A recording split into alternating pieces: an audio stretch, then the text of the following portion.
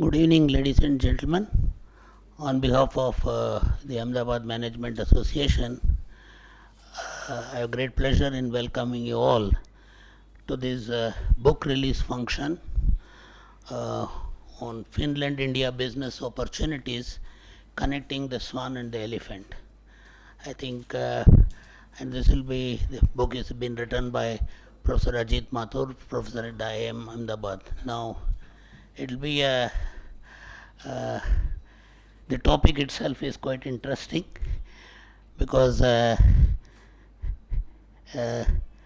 in terms of size, definitely Finland and India, if you compare Finland with a population of roughly around 55 lakh people, 5.5 million people, and India with 1,300 million, okay, something like that. Uh, so obviously in terms of size, but in terms of as an economic powerhouse,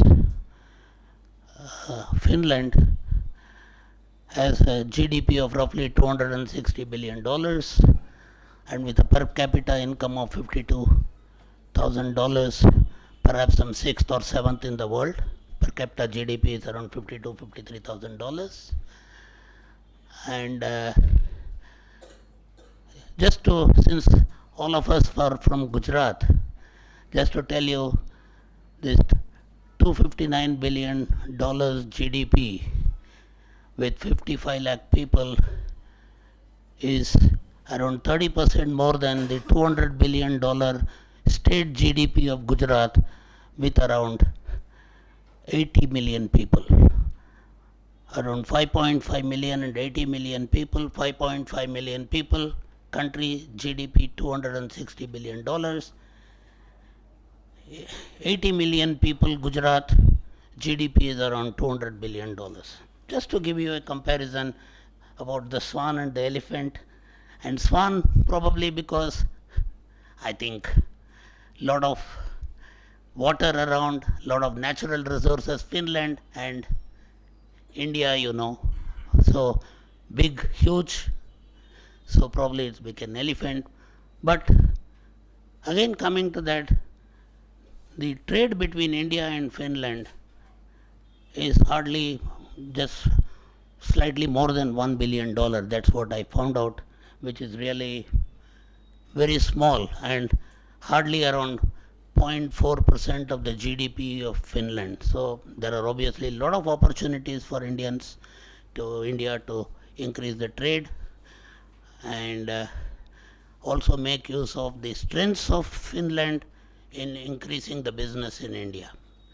Okay, with this short introduction, I would like to first welcome Professor Ajit Mathur.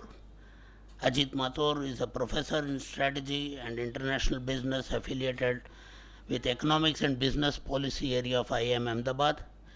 He is the faculty chair of the IIMA program on family business organization, strategies, internationalization and succession, and IIMA program of doing business abroad.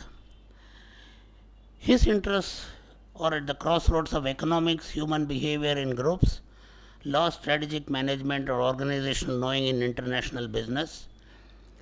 These are reflected in the multidisciplinary and interdisciplinary work with corporates and as an expert on change management, institutional design, and missing markets with the International Labour Organization, World Health Organization, Asian Development Bank, and European Commission. Before joining IIM Ahmedabad, Professor Mathur was a founding professor at International Business, University of Tampere, Finland, and EU Tempus Professor of European Integration Internationalization, and IFCA Professor, Indian Council of Research on International Economic Relations, and he has held visiting academic positions in Belgium, University of Edinburgh, Cornell University, University of California, Berkeley, University of Bielefeld, Germany, Helsinki School of Economics, Aalto University, Turku School of Economics, Royal University, Bhutan. I think the list is endless. So, and he has And he has 28 books to his credit and more than 150 papers in journals and anthologies. He is a recipient of the President of India Medal for the Best All-Round Student and the Bharat Chamber of Commerce Gold Medal. He received his PhD degree from Indian Institute of Science, Bangalore. In his early career, he has worked in various positions with Tata Economic Consultancy Service, ITC, Times Group, and before his appointment as a tenured professor at IIM. He has been a member of the many boards of the corporates in India and Europe and is consulted by many businesses, governments, and international organizations. I would like to welcome him on all our behalf with a bouquet of flowers.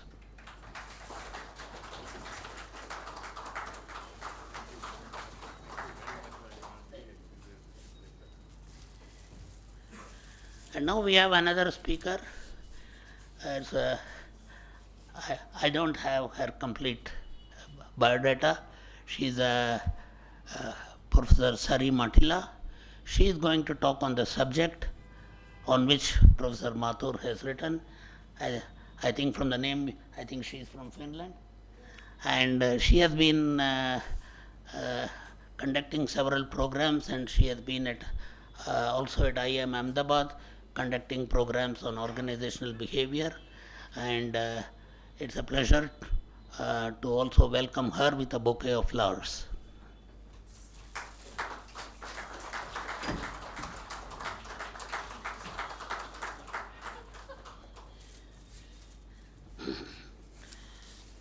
So now I leave the floor open to Professor Sari Matila to go ahead with the program. Thank you.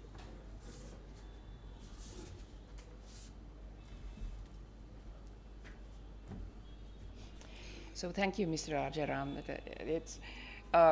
It's kind of a wonderful start for this presentation because it's about connecting the swan and the elephant.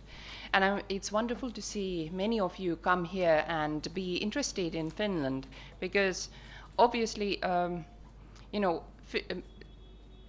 sometimes I have found out that people have never heard of Finland. And Finland gets mixed with England or Ireland or whatever land, but not Finland. But on the other hand, there are surprising surprises also, because a lot of people realize that when I'm talking to them, I realize that they actually have been in Finland, and they have great knowledge about the country. So you have this diversity that some people don't know anything about it, including where it exists, where it's located. And the others have a lot of knowledge. Now, having this,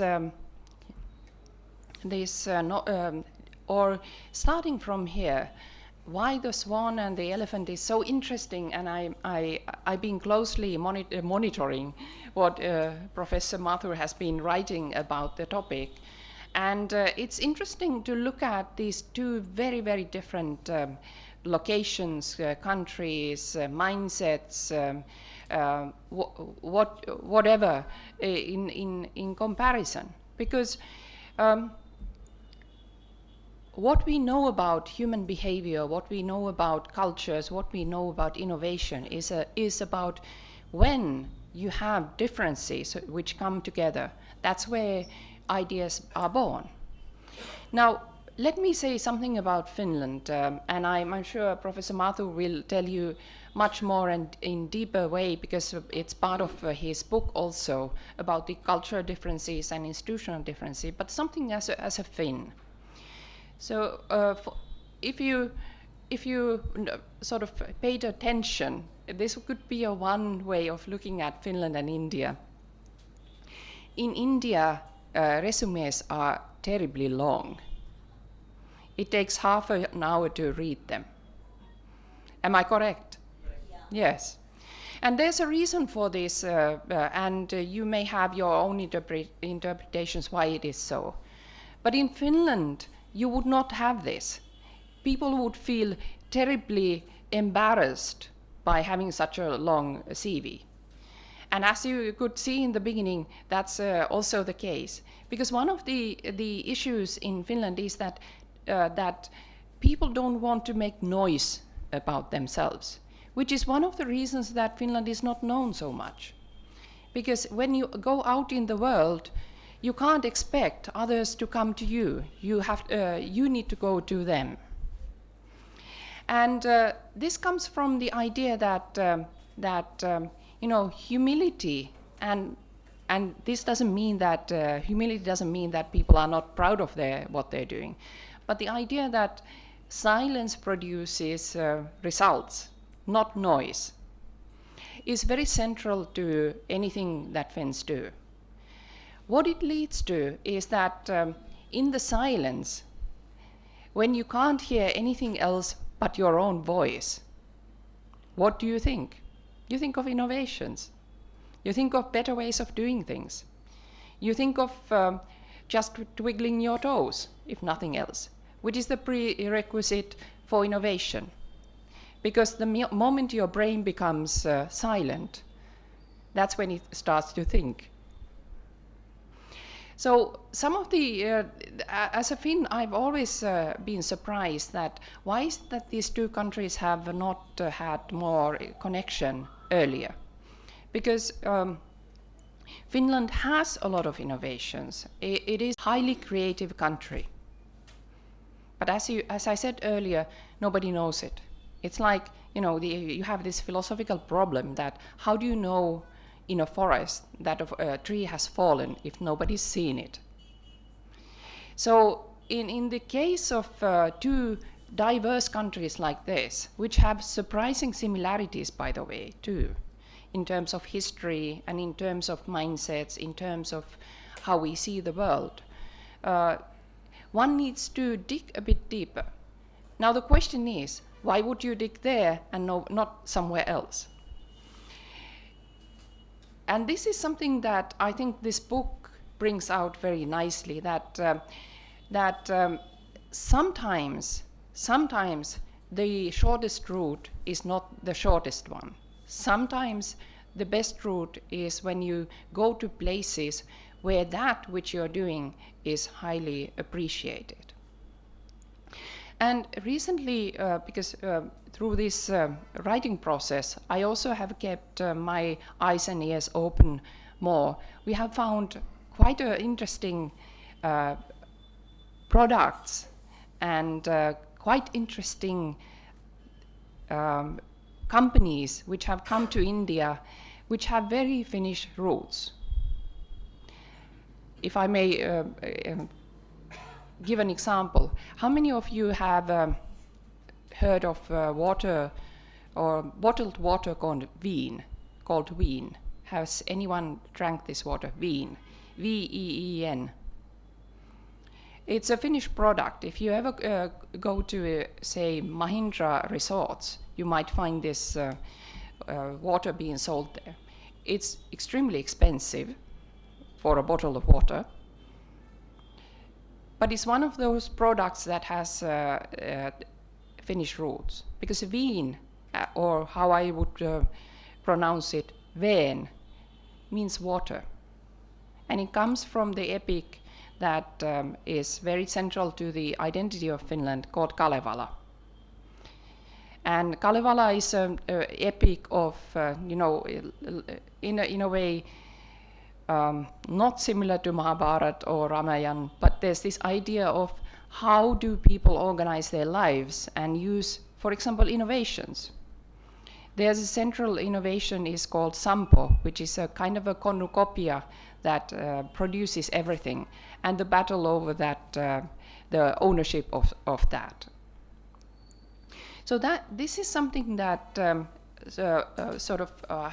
has really interested me, and I would like you to also think of Finland and see Finland through different eyes. For example, what are we known for? We are known for Formula One drivers.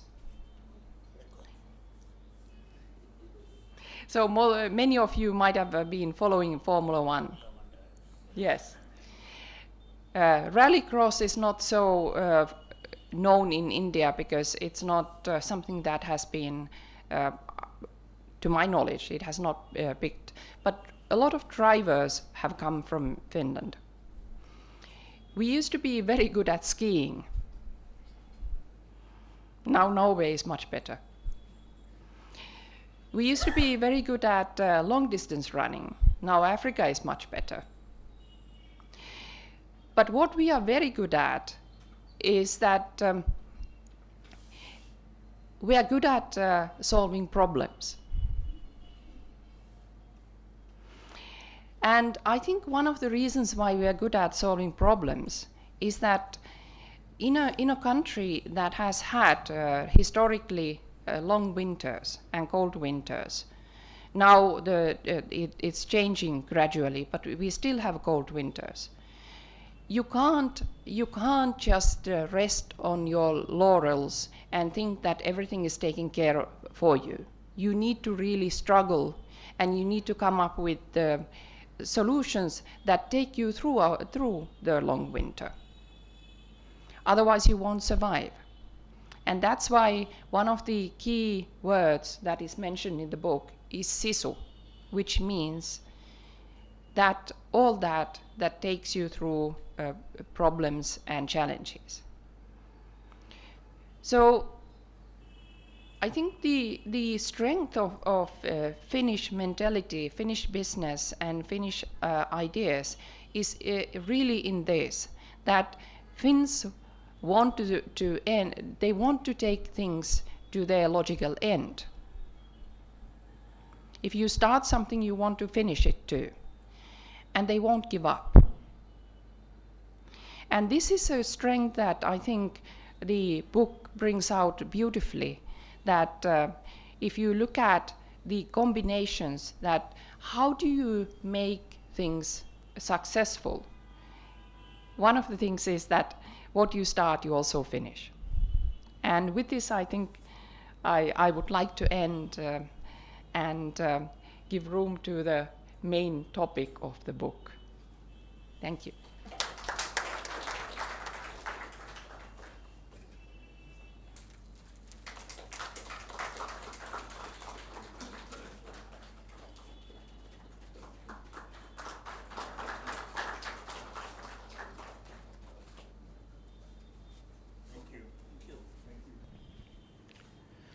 Ladies and gentlemen, it's a great pleasure to be here again at the AMA for the book release function today.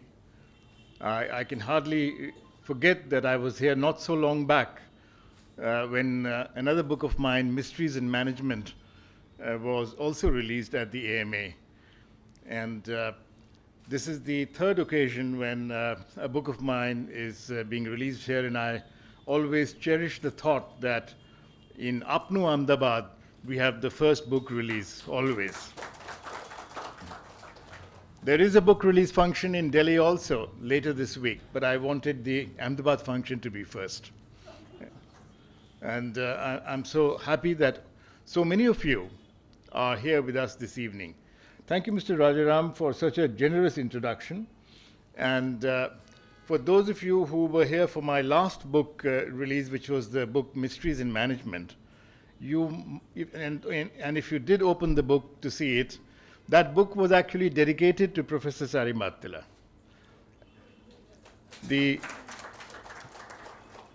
Since Mr. Rajaram didn't have her details, and I won't go into great detail as she wouldn't want me to, but I think it's worth mentioning that this is Professor Marttila's third career. She has started as an equestrian, and she was the equestrian champion of Finland. And then she was studying philosophy and was part of a movement and a part of a philosophical movement in Europe, and then came into management. And I often wonder, how did she walk into management? And she did. She did her PhD in management, and when I met her, we were in two adjacent universities. I was at the University of Tampere, and she was at the Tampere University of Technology, which is like an IIT. It so happens that the two universities have since merged and become one university. And it so happens that Sari is now in India, and she has been a faculty member full-time at the IIM Bangalore for the last 5 years. She is just back in Ahmedabad, where she was teaching earlier, and she will be teaching again. So we welcome her back to Ahmedabad and look forward to seeing more of her in Ahmedabad now.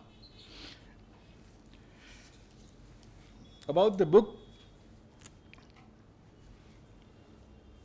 as you can see, the first impression that anybody would have, and quite rightly so, looking at Finland and India, that can there be anything connecting these two countries?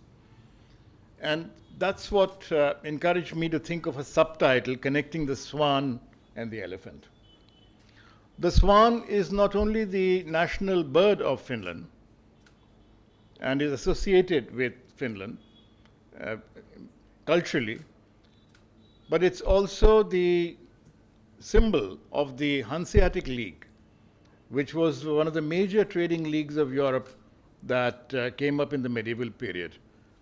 And the Hansa label is still found in Europe as a label that is used in trade. So you will come across the Swan label in Europe, and the Swan label is very much around. And Finland, in a way, represents part of that tradition. The elephant and the Ganesha needs no introduction, and Swan in our own culture is the Vahan of Saraswati. So what is it about knowing that we can introduce to connect the memory of what has been with our hopes of what can be? Work on this book started many, many years back, and the methodology that has been used to analyze the trade potential and investment potential between Finland and India was already developed in the context of two previous studies that I completed. I have always wondered about mysteries in management that remain unsettled for very long periods. And one of the issues that has never been thought about until the 1990s was that why can't we look at two countries, A and B, and develop a methodology of finding out what is the maximum potential of trade between them? I mean, this would be something that would have practical value. It would have something that would be quite useful. And this is something, it occurred to me that why is it that this doesn't happen? Now, as you all know, there's been a lot of scholarly research in management, particularly in international business, in the business schools. But much of it is directed just at publishing scientific papers in journals. And not so much of it is always directed at inquiring into questions that have relevance for policymakers or for practitioners.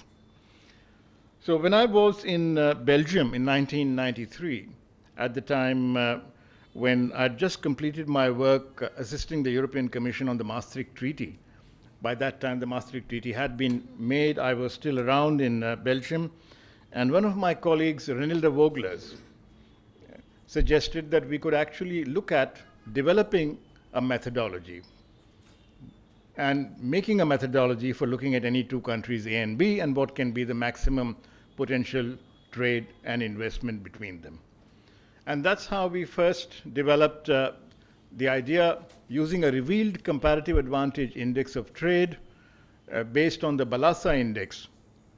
Bela Balassa is a well-known figure in international economics, and she had proposed a model. We tweaked that model. We developed a revealed comparative advantage index, which we used for India and Belgium. At that time, we could only do it in the context of goods trade, because there was no general agreement on trade in services at that time, and I hope you remember that no WTO existed. So the second time that I got a chance to look at this was in 2002, which was after the WTO had come into existence. And I wanted to look at a bigger country to see whether this model that we had developed for India and Belgium could be tested out for a very big country. That was the time France and India were trying to explore whether they can have a strategic alliance or whether they could have strategic connections which would extend not only economically but also politically. There had been dozens of meetings between the Indian sides and the French side, and nothing was moving. Because the French side kept telling the Indian side that there is not adequate economic interest in France in India, and unless the economic interest gets beyond a threshold, it's impossible to think of France and India as strategic partners in international relations. So it became a very urgent task to see whether the Indo-French trade potential could be actually realized beyond what had actually happened in 2002. So it was a good opportunity to use this model, and I developed a full framework of goods and services trade between France and India, and a study was completed and published in 2002. The study is still available from the website of the Indian Council for Research on International Economic Relations, where I was working at the time. And it can be downloaded freely from their website even today. It's a working paper, a monograph that was produced then, and that monograph then, within 5 years of publishing that monograph, Indo-French trade expanded manifold, and it became possible to get France to be interested in India and develop a strategic dialogue. This is what has led to cooperation on nuclear energy. It's led to cooperation in defense, in space, in so many other matters, including climate change. And if you remember, the International Solar Alliance that our Prime Minister launched was also launched from Paris in collaboration with other founding countries that were willing to partner India on such an important initiative. So one can see the importance of economic contact between the two countries. In the case of Finland and India, the question arose in a very funny way. I was asked by a teenager who has studied in India why neem toothpaste was no longer available to him, because he had moved back to Finland. And neem toothpaste of India never reached Finland. So he asked, why is it that neem toothpaste, which he liked and which was selling so well in India, he's seen it, experienced it, why was it not available in Finland? And when he would visit India, he also used to ask that why is it that the ipiharia, which is a special kind of rolling clothes brush that is used in Finland, is not available in India. So there are a lot of such questions that came, that why is it that these, and I began to wonder, why are the two countries not better connected? And this led to a search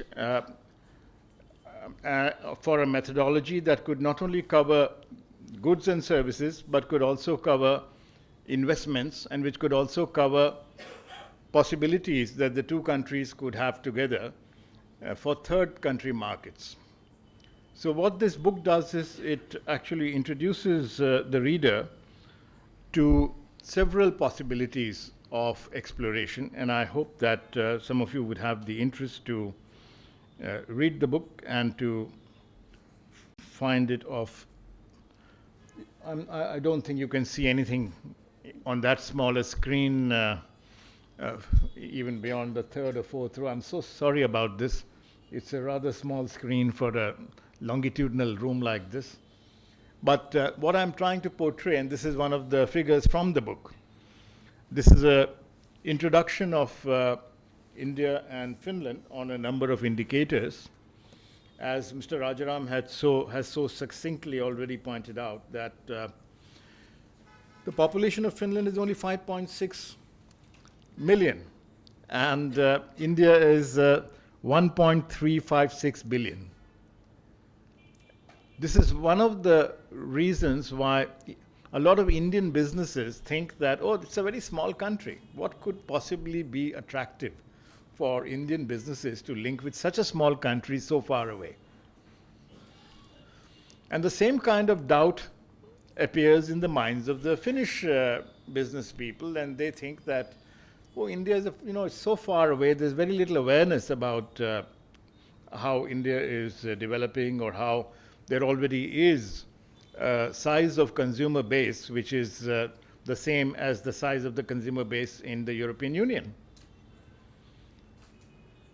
So the Finn business leaders typically think that this is a poor country where finished products at premium prices would not get sold. And so they did not even prospect it. It would surprise you that the trade between Finland and China is 8 times the trade between Finland and India. And so when we look at what is happening, a lot of the trade that is happening as a diversion by third country players, because direct contacts have not developed in the past very, very well. And yet, there are a lot of Finnish companies that have been around in India without really announcing their presence very loudly. How many of you have traveled to Finland? Okay, very few people here have traveled to Finland. How many of you would like to visit Finland? Oh, quite many. So this is very interesting. Finland is just about a 7-hour journey. It's on a direct flight from Delhi. And the contacts between Finland and India are now growing quite rapidly. And they began to grow very rapidly around 2006, when we held the first workshop at IIM Ahmedabad on doing business in Nordic Europe. And we are going to be conducting another workshop on doing business in Nordic Europe in September 2020. In fact, next week you'll find our brochure available on our website. So those of you who would like to join into that, you are most welcome to come and experience not only the possibilities between India and Finland, but also the opportunities between India and Sweden, Norway, Denmark, and Iceland, and of course Finland. These are the 5 Nordic countries. We have done this before, and we'll be offering this workshop again next year. But we're going to limit the size of the workshop, to keep it a workshop, to just 25 people. So if you want to be in it, you'll have to register your place and secure your place quite quickly.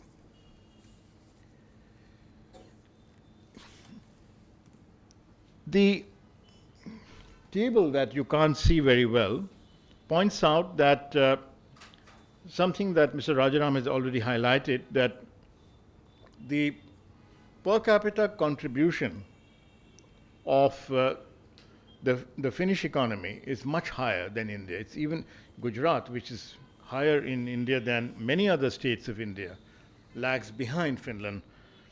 Now, what could be the reason here? The most obvious reason would be that, okay, here is a developed country which is prosperous, but Finland was not always developed and prosperous. This is the year of the 100th year of Finnish independence has just been celebrated last year. So it's a century of independence. India has also been independent for 70 plus years now. So when we look ahead, will we reach the kind of affluence that Finland has reached before we celebrate our centenary? And one of the thoughts that I'd like to leave with you is that we can't be looking only at secular growth without behaving like people who would not just wait for apples to fall, but actually shake the apple trees. So much will depend on how much you are willing to actually shake the apple trees where there are apples and where there are low-hanging fruit. Typically, Indian businesses have looked at low-hanging fruit only in English-speaking countries, or in destinations where goods can be sent without regard to great quality. So some of the first markets that Indian businesses tend to go to are Africa, Middle East, and Southeast Asia. Even here, among the first Indian multinationals like Asian Paints and Bajaj, they have actually been spectacular failures. Why they have been spectacular failures? Because in none of the territories were they ever able to get more than a 5% market share. The reason was that there were already products in those markets which were proprietary. So it was only at the lower end of the market that Indian goods could enter. Indian companies have also not been very successful in making acquisitions abroad. There has been a general failure of attempting to get into international business. And for this reason, it's very important to have a general improvement in the competence level in international business, which is important, but also in neglected areas like Nordic Europe, where synergies can be fantastic. So when I actually began to look at Finland and India, I discovered that there are enormous synergies. Because Finland seems to be great at things that we need, and India seems to have an abundance of resources and capabilities that Finland needs. So it should be possible, if the two could be connected, to look not only at what Finland can make and export to India, or what India can make and export to India, or to Finland, but what Finland and India can together, by joining hands in mutual investments, actually do business in the rest of the world. And the potential is so enormous that I've tried to put it across in the early chapters of this book. In chapters 2 and 3, I discuss at length, looking at all the product categories of how this can be done.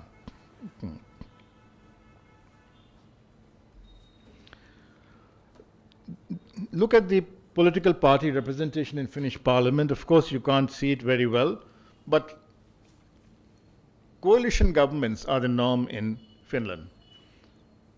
It's only recently that we have also changed this trend in India. We don't know how long it would last, but despite having coalition governments, what Finland has established is that it is possible to have a stable democracy, to be able to work together. So several political parties and opinions across are represented, and even in a small country. And we have a much larger reflection of the same phenomena.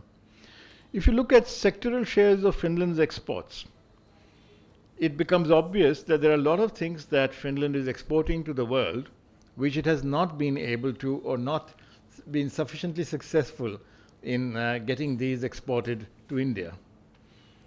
And it's also the other way around. Yet, you can see from this, I think this would be more visible because it's a visual. You can notice that Finland exports more goods to India than India exports to Finland. And this is surprising, that a small country has a trade surplus when it comes to trade in goods. This is partially offset by India's IT business with Finland, so that the trade is now slightly balanced, or even in India's favor if you include services. If you look at the composition of exports, Finland has essentially been in electrical machinery, electronics, transport equipment, and goods. Now, this covers a very wide range. I'm sure that many of you would have come across Finnish products without actually recognizing that these are Finnish products. Have you been in a Kone lift? That's a Finnish product. Have you used a diesel generator set by Wärtsilä? That's a Finnish product. Are you familiar with Angry Birds? That's Finnish. Nokia, of course. And Nokia, when they first brought their products to India, they were mistaken for being a Japanese company because they were not identified as a Finnish company. What about Fiskars? Have you seen these scissors and garden tools and Iittala? Have you had the opportunity to taste Fadze chocolates? They are Finnish chocolates. And now, of course, as Sari mentioned, that we have Veen water. Sari thought the Veen water is expensive, but actually it's not more expensive than other water like Evian or Perrier, that is being sold in the hotels, because the only sales of Wien water are occurring in B2B sales. And it's very interesting that they are occurring in like Mahindra Club resorts or in other hotels. Now you might ask, how come Mahindra Club resorts got hold of Wien? Mahindra Club resorts about 5 years back made a very big investment in Finland. They took over Holiday Club in Finland and Sweden, so that a lot of facilities in Finland were suddenly part of the Mahindra Group. And in the process of doing that, they discovered that there are many other asides. So one of the things that happened when the first travel agents went from India to look at opportunities was that they discovered Lapland, they discovered Santa Claus, they discovered Aurora Borealis. All this is available in Finland. They also discovered nature. They discovered that there were also locations for Bollywood to be active. One of the first Indian films to show scenes after being shot in Finland is a new movie that has just come in. I haven't seen it myself yet. It's called War. And there is some footage in it from Lapland, Rovaniemi. I'm also looking forward to seeing it. The point I'm making is that it became important to be able to identify not only paper and paperboard, which were the traditional Finnish products, but also non-traditional products. And the same can be said for India, to look at what are India's exports to the world. There are fantastic products of India in different commodity groups. And they don't get flagged because we only look at what's going to Finland. But if we start looking at it by first identifying what's going to Europe, and we also look at the import list of Finland, and we find that they're imported in Finland, so straight away we know that there's a gap and they're going via some other place. So, but even these trades, if they were fully exploited, the trade would triple. The possibilities, of course, also depend on how the cultures of the two locales come together. Here is a mapping that I have done of the Finnish culture, trying to show the core values, sisu, which Sari referred to, self-respect, the sampo, autonomy, and the kind of rights that the Finns engage in: communion with nature, forest wandering, skiing, sauna. Also a lot of alcohol is consumed, coffee is consumed, and berries and mushrooms are consumed. And then of course they are heroes. Their heroes are from their history, from their traditions. And then the basis of interactions, which is silence and quiet, which is practical knowledge. By the way, they have even solutions for the stubble that is causing pollution in Delhi at the moment. And I have discussed that in the book. And of course, you know, the book was written before the stubble problem has exploded to such proportions that we are facing a crisis. So there are a lot of opportunities that the book brings to your attention in chapters 2 and 3. Chapter 4 brings to your attention the cultural differences, and chapter 5 brings to your attention institutional differences. The focus is on prospecting, structuring, and organizing for doing business, not only in India and Finland, but by India and by Finland in all over the world, in different parts of the world. In India, of course, we don't need to go into the Indian culture too deeply, because this is a group of people where we are now who are well familiar with this. Let me give you an example of one very interesting product that recently entered the Finnish market. This is a consumer product. A short while ago, I was complaining about neem toothpaste not being available in India. Neem toothpaste became available in Finland this summer. This is the neem toothpaste that became available. And if you look at it, it's neem and pomegranate. It's an innovation.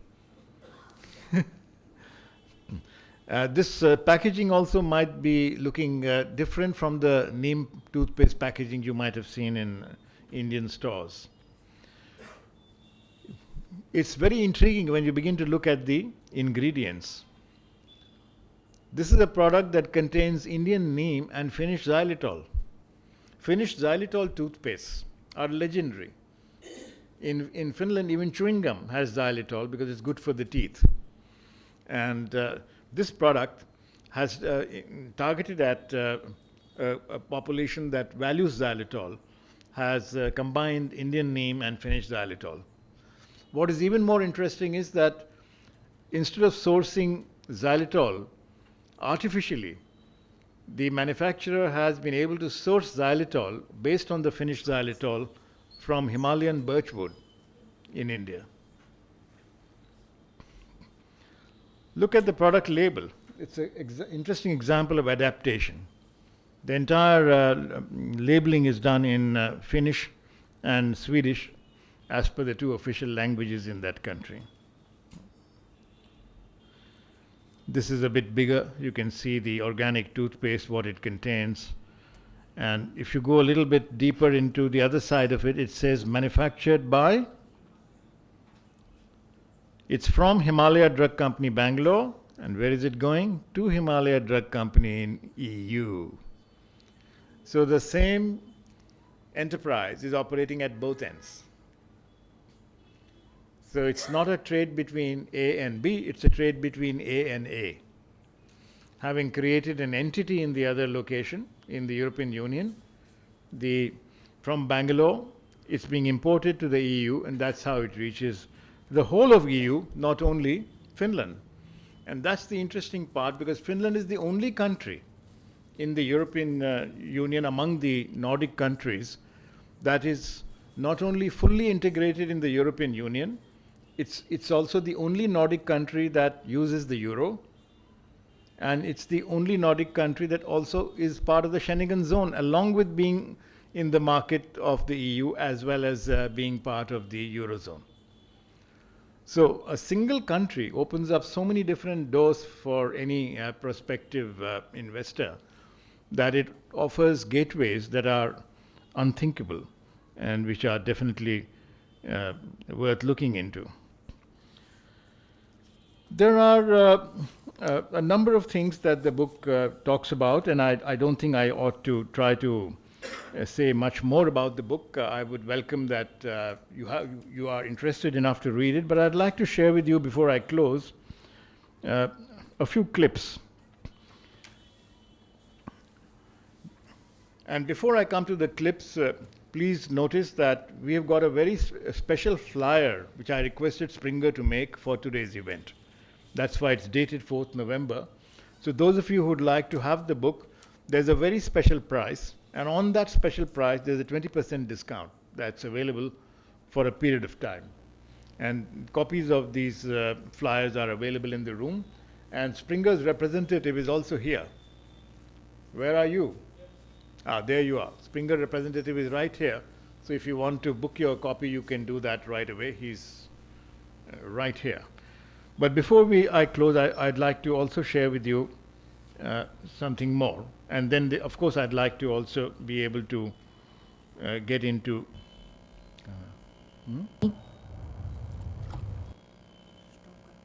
Do you want palms and tropical beaches? We don't have them. Busy and bustling megacities? Monumental wonders? Sorry. What we have is silence. Bad weather, some very strange habits. In the middle of nowhere. So, how come we have the happiest people on the planet? Nordic happiness is a perfect combo of weirdness and well-being. An experience of being one. With nature, with others, with time. It's about getting lost and finding yourself. Being right here, right now. Now Here offers custom-made experiences in Northern Europe that take you not just further, but also deeper. Because sometimes you have to travel to nowhere to be now here. Go get lost.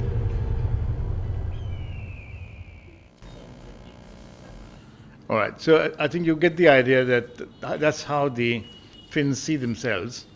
I'd also like to share with you another clip that shows something about how serious they are when they are explaining something, or how they come across, because technology is their forte. In fact, the Millennium Technology Prize was instituted by Finland, which is the equivalent of a Nobel. The Nobel Prizes are all done in Sweden and Norway, but the Millennium Technology Prizes are done from Finland, and so this might give us some clue to. Now I have to.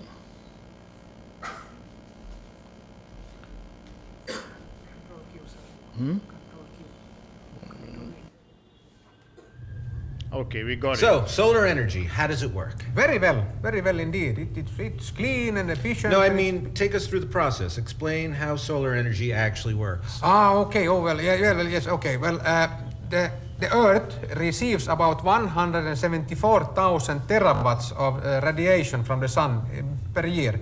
Well, actually, it's about 70%, since 30% is reflected back into space. So the total Wait, amount please stop. You have to keep it simple. Imagine you're explaining it to a bunch of idiots.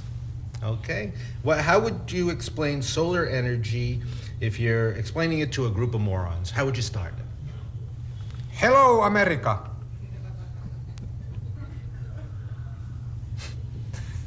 It's a joke. Because you're from there, that's why I said the joke. Hello, America. But don't take it personally. I didn't mean you. I mean, I meant all of you. I mean, so it's not just you. It's everyone. Like your parents and grandparents and grandparents, parents, everyone. That's what I meant. It's a joke, not you. Thanks. I feel better. Well, good, because it was a joke. And cut, I think. Okay. I think it gives you an idea of how innocent. Grandparents also. All right. How innocently the Finn can get caught into a situation. This exemplifies that. Okay. I think there are many difficulties that are also there in bridging traditions that are institutionally very different. For example, we follow common law in India, they follow code law. They have systems which we don't even have, and we have systems they don't have. So there are sometimes gaps in bridging these institutions. I've also covered these in chapter 5, and in chapter 6 and 7 I've dealt with opportunities and how to structure them. So, and there's also a discussion on the business intelligence and the future directions of possibilities. What I've also done is at the back of the book, there's a glossary of Finnish words as well as a glossary of key Indian words.